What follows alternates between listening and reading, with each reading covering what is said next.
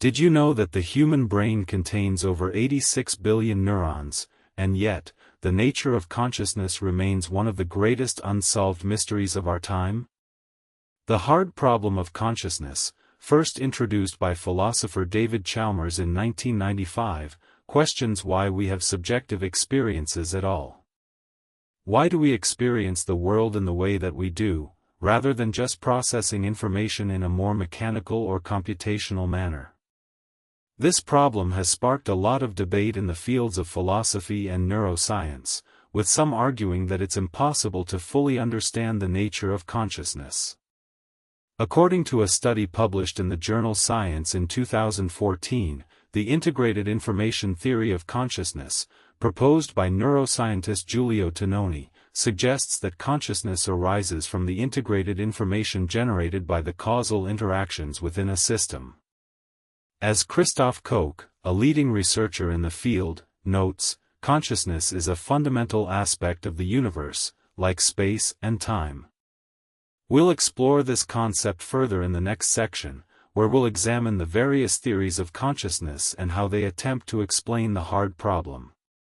There are many theories of consciousness, each attempting to explain the hard problem in its own way. The integrated information theory, proposed by Giulio Tononi, suggests that consciousness arises from the integrated information generated by the causal interactions within a system. The global workspace theory, proposed by psychologist Bernard Baars, suggests that consciousness arises from the global workspace of the brain, where information from various sensory and cognitive systems is integrated. According to a study published in the journal Nature in 2019, the neural correlates of consciousness, such as the prefrontal cortex and the thalamus, play a crucial role in generating conscious experience. As we'll see in the next section, these theories have important implications for our understanding of the neural correlates of consciousness, and how they contribute to our subjective experience.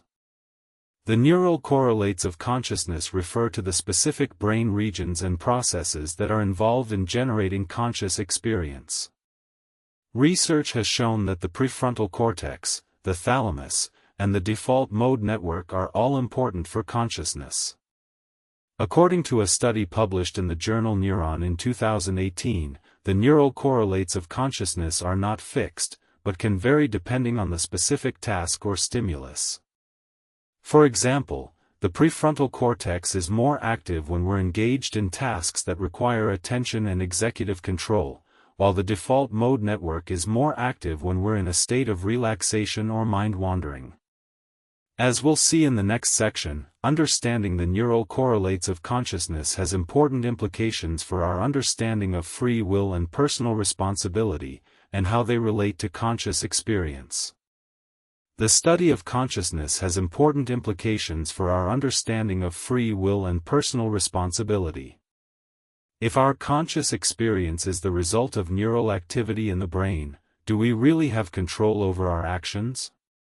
According to a study published in the journal Science in 2019, the answer is not a simple one. While our brains do play a role in generating our conscious experience, we also have the ability to reflect on our thoughts and actions, and to make decisions based on our values and goals. As philosopher John Searle notes, consciousness is not just a product of the brain, but also a product of our social and cultural context. This complex interplay between brain, mind, and environment has important implications for our understanding of personal responsibility, and how we should approach questions of morality and ethics. As we've seen, the nature of consciousness is complex and multifaceted, and there's still much to be discovered. But one thing is clear: our conscious experience is what makes us human, and it's what gives our lives meaning and purpose. So, we'll leave you with a question: what does it mean to be conscious, and how can we cultivate a deeper understanding of ourselves and the world around us? Subscribe to our channel for more mind-expanding content that explores the biggest questions in life.